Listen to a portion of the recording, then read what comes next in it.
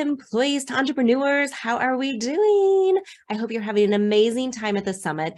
I am back with another special guest, and I am so excited for you to hear from her because she talks all about perspective.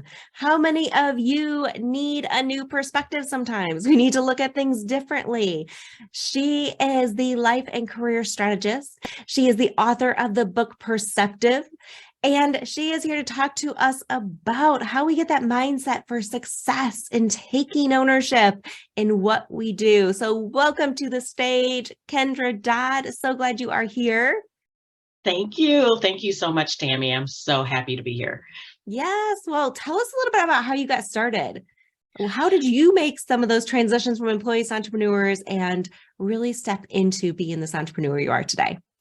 Well, I don't know if anyone has felt this way, that you felt it for a long time and you kept fighting against it at one point. And my identity, I tried to say, well, this isn't for me.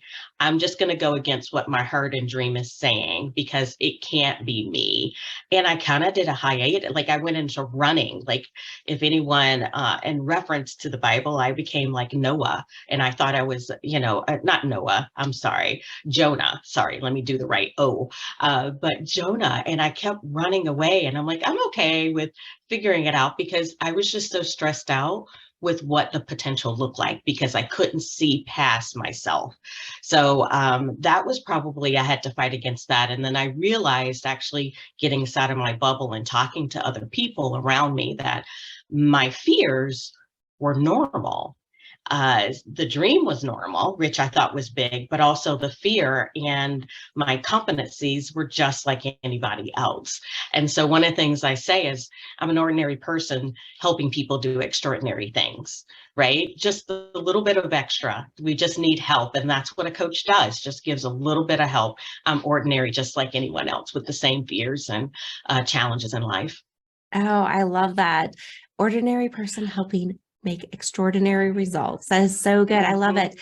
And Yeah. I think there are so many here who can relate to what you were saying, that moment of like, you're like, okay, yes, I'm going to go do this. And then, okay, no, I don't think I can. And that constant, like, okay, I want to make this happen. I want to become an entrepreneur. Right. I want to start my business.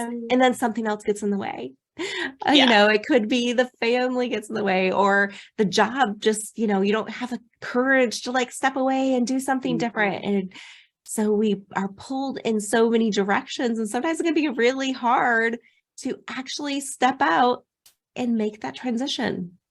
Yes. Very, very, very. And I've been there. I've been there on so many occasions, or different levels, right, of that progression. Yes. And being able to look at that. Yeah, you're right. There are so many levels, and whatever level you guys are in, it's okay. We're here to tell you that you don't have to stay where you're at.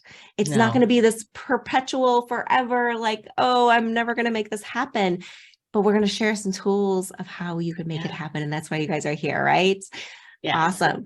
So I know you have a very cool tool that you use, I think is so appropriate with what we're talking about, the SOS.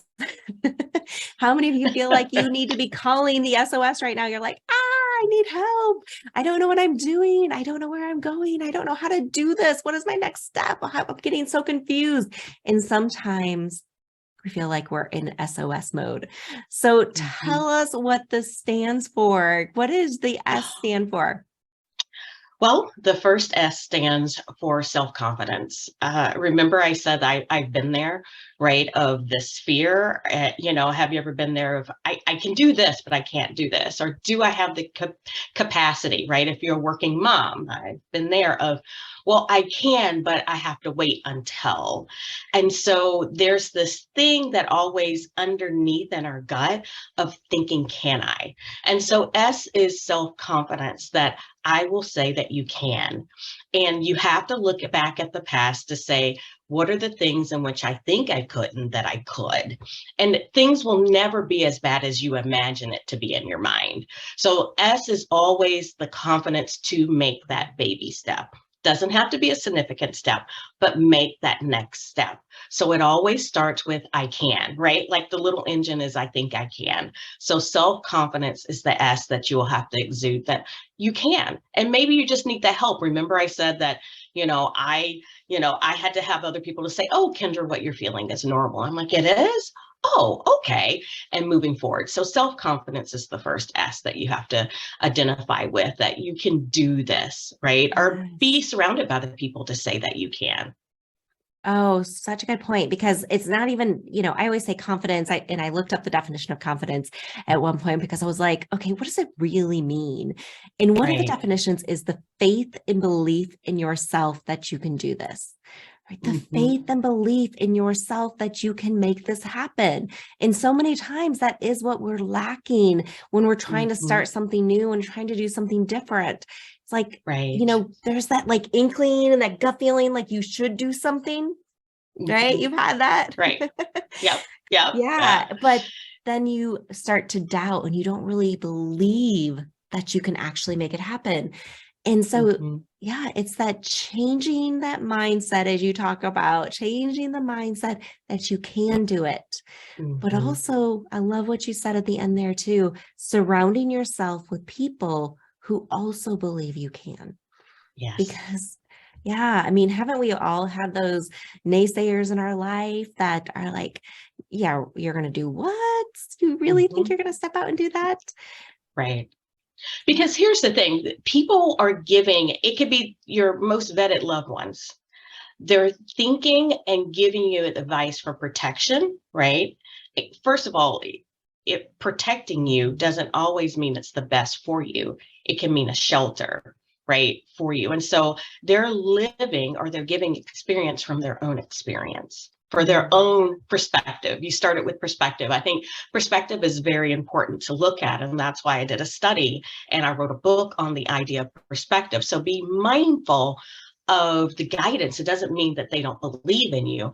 They just don't believe it and have experienced it themselves. Mhm. Right. So most of the time, it's not about you, it's about them. And so we put this burden and weight that it's about them. And so we add this extra pressure of, well, they don't believe in me. No, they don't understand and believe in the system or the dream that was given to you anyway. So it's none of your business, their business or your business of thinking about what journey you should be on. So be confident that the dream you have, that gut you have that won't go away, is real, that Yeah. it's true, and that there's a difference that you need to make in this world and what's been given to you.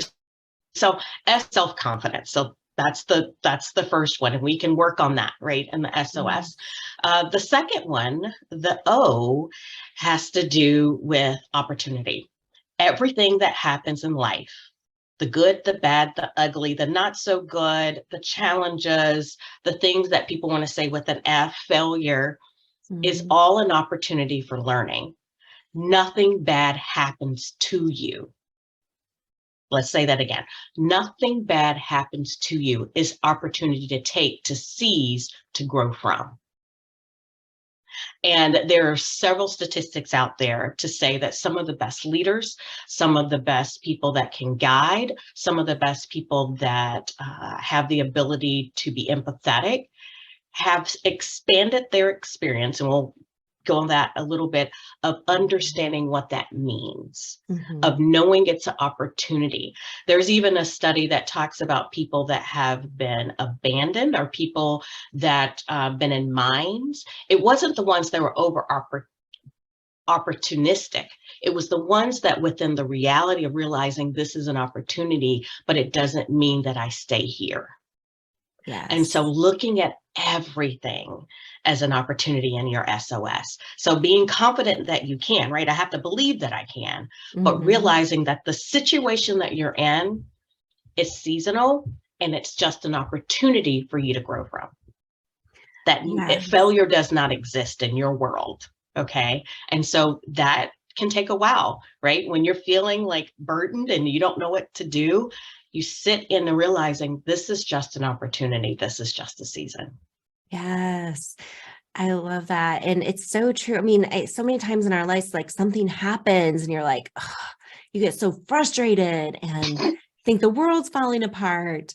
And the truth is, if you can back up and look at it, is okay, Yeah. what is the opportunity this has presented me with? Sometimes Yes. it's the universe knocking on your head going, you need to make a change, you need to make a shift. And if Right. we don't recognize that that's happening, then more things start to happen. Mm-hmm. And I Yep. think that's where people don't realize that these are not, things falling apart in your life. It's like, this is an opportunity. And I'll share an example. And Mhm. I'd love for you to share an example too of Yeah. something that's happened for you in your life.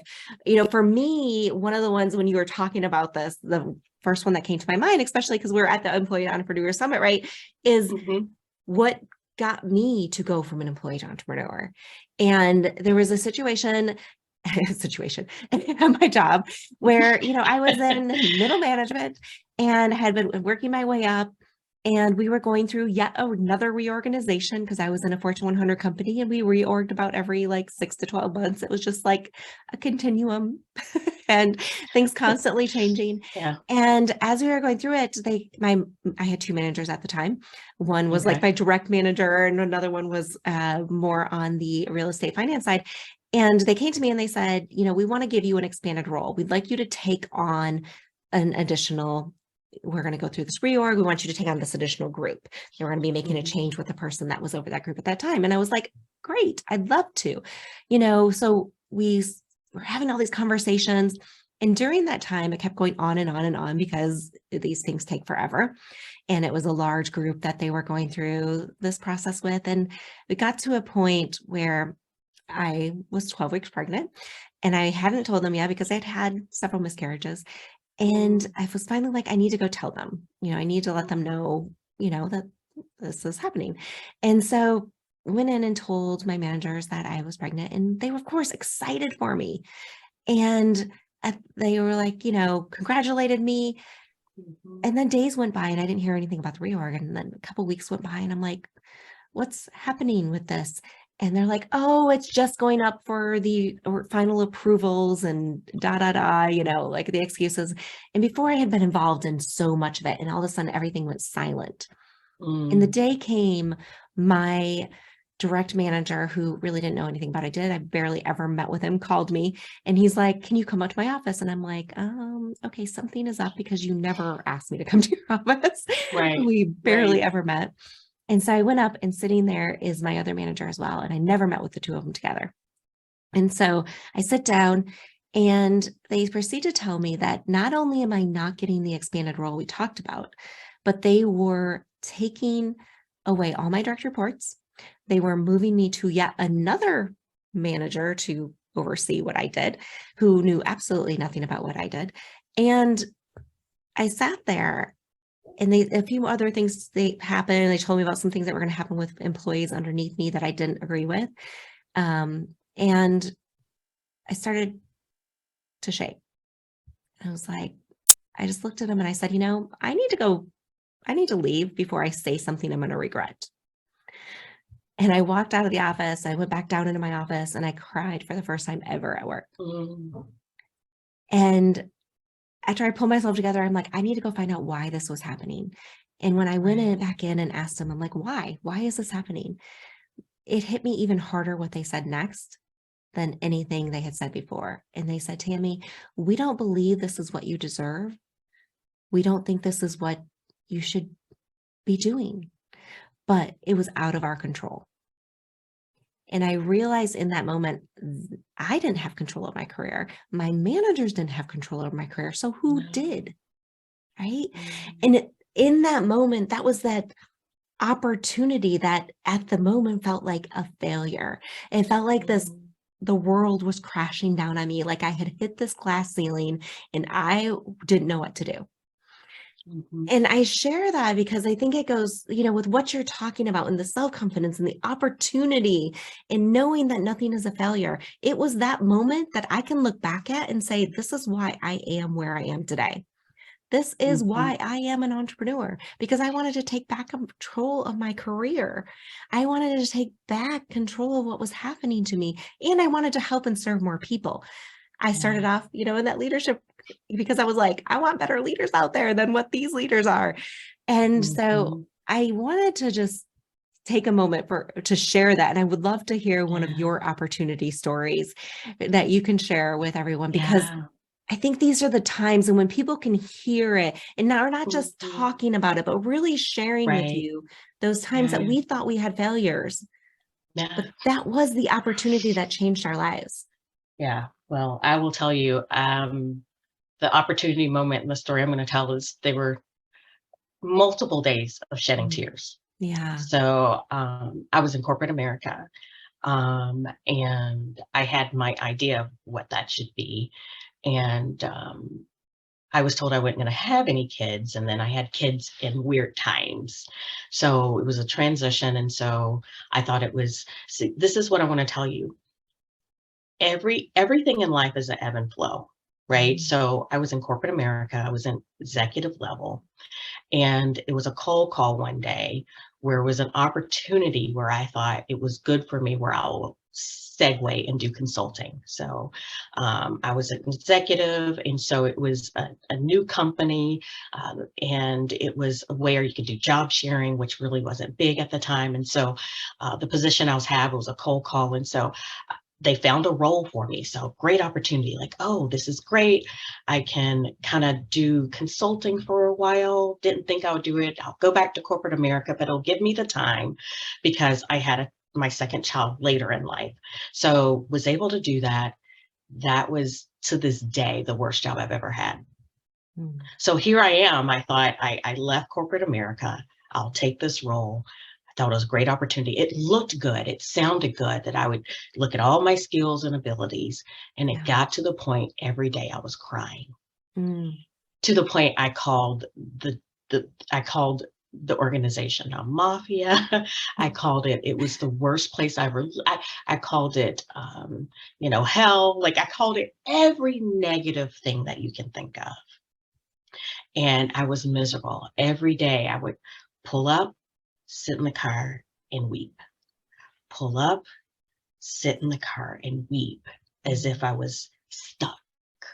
Yeah. And then one day, I don't know what it was, and I transitioned and I reset my mind to say, what is my purpose here? I learned things that I thought I would never learn. I learned, because I came from big corporate America. This was a very small firm. I learned how business functions. I learned how, and so I didn't call it these negative connotation. I'm giving more of a biblical, and that's fine. I started calling it Egypt. Mm. So there's things which that happen that you were protected, right? That Egypt, even though in certain histories was not a good place, it's also was a time of protection and how you ended up there. And so I started calling it that, saying there's a purpose in why I'm here at the time. And so I started every day, little by little, when I pulled up, one less tear each time of what's the time in which I need to be here of my next step. And I Mhm. will tell you that I did finally leave. It was done when it was time for me to go. But I'll tell you that was the platform of all the things I learned of how to run a small business at that place of Egypt. Yes. And so I took it because it looked shiny and I thought it was going to be perfect. So in my mind, when I said yes in the beginning, I thought it was going to be roses and dandelions and everything so perfect, right? Mhm. It was probably one of the saddest times, but the most productive times in my life, Yeah. because I wouldn't be in that position. I thought I was going to go back to corporate America. I never thought that I would actually start my own business. And Mm. that's where it came from. So, there's a saying of, you thought you buried me, but what you do is you planted a seed. That's what it was. And Yeah. so that's where I know what it looks like. I mean, it was day in, day out. It was the treatment. It was how things were said to me. But I knew that it was just a season, and I gained what I needed to grow, because I would have never known some basic things of business if it wasn't for that place, but also knowing when it's time to leave. Right. So Yes. that's why that was a wonderful opportunity. To this day, that was some basic business functions that I learned was through that place, and I needed to be Yeah. there. I wouldn't have had it anywhere else. Yes. And I hope you guys are hearing this, right? It's those moments when you've got to shift that mindset. Those moments when you've got to look at that, what you feel like is a failure, when you feel like you're being buried, and say, what is the opportunity here? How can I learn from this? Yeah. And I think in both of our stories, Kendra, right? It wasn't like that, like, okay, all of a sudden moment and everything's switched and everything's changed, right? There was that transition period. Mm-hmm. And it took a little time to figure out that next step, to figure out what you're going to do. It doesn't have to take forever. No. But know that if you're in that transition time, that the opportunity is there. And there's a reason you're there, and there's something you're going to take away from this. So good. So I love that. So, I mean, I had goosebumps as you were talking. So I know, I mean, this is so good. Yeah. Now we got the S and the O, the self-confidence, the opportunity, and what's the final S? The final S is self-reflection. Mm-hmm. So what happens is, okay, I feel confident that I can do it. Great. That's the self-confidence. Okay, I know that whatever this time that I'm in is an opportunity. What happens is some people go running from it and like, thank you, Lord, it's over. What you have to do is set time aside to self-reflect and say, how did I get here? Not saying that was a mistake. And then how do I handle this next time? Mm-hmm. So wisdom doesn't come from experience, right? You had the experience of the bad. Wisdom comes from the self-reflection of what do I learn from it in the future and what do I do differently moving forward? And so that is people don't spend time of, if not, you're going to be in the same thing, in the same situation over and over again, right? So the next time an opportunity happens, it doesn't mean that that shouldn't have happened. Of, okay, what questions do I ask? What warning signs do I take heed of? Because I had to have that lesson to know what to do next time. And so it's very important. You just don't let go. You do the follow-up and you sit in what went well. What do I need to continue to do that I did well? What do I not need to do anymore? So it's kind of like a stop, start, continue, right? Yes. What are the things that I did well? What are the things that I need to do that I won't change me? But what are some things I need to do differently if this was to occur again? What are some questions? So it's that self-reflection that's where the gaining from. And that's your SOS. That's what will get you through. I'm telling you, stick to the SOS. It will get you through every trial and to triumph, right? So trial to triumph to trial to triumph. If you get through that SOS. Oh my goodness. So good. I love the wisdom comes from the self-reflection. And you heard in both of our stories, in both of the stories we shared, how the wisdom came through being able to do that self-reflection. And for you, there's so many times in your business as you're getting going, like, she talked about the ebbs and flows of life as ebbs and flows of business too. And sometimes you feel like you're on that roller coaster every single day in business. And so you've got to always stop and ask, what is working? What's not working? What do I need to shift? What do I need to change? So you can apply this to so many areas of your life, especially your business. So this was perfect. Yes. Thank you, Kendra. This has been amazing. I am so excited that we are sharing all of this with these people who are getting going, because, if we would have known some of this before we got started, things would be different. So I want to ask you one last question, and then I'm going to have you share your free gift with them. But if you could do anything differently, if there was one thing you wish you would have known before you started your entrepreneurship journey, what would that have been?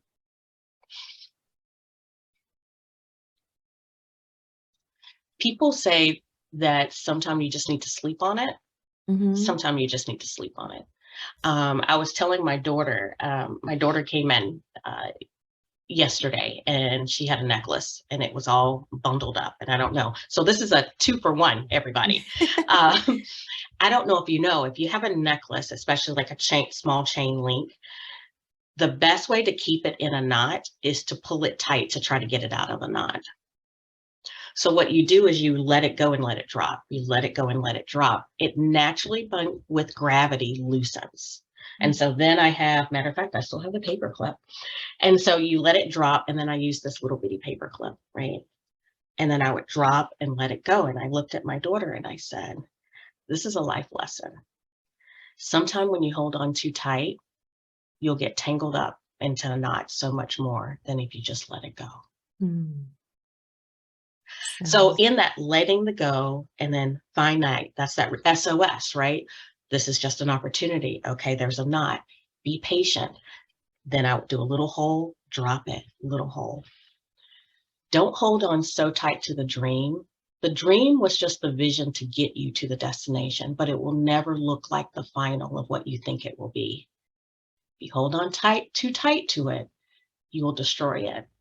Be patient, let it go with the flow, and grab your SOS in times of challenge. So sometimes don't go too much, right? Yeah. And going through the process, just sometimes let it go and everything will work out, and just breathe, let it go. Let it go. I know, right? Now I'm thinking about, let's sing the song. It's perfect. So I'm in Minnesota. No, there's snow everywhere.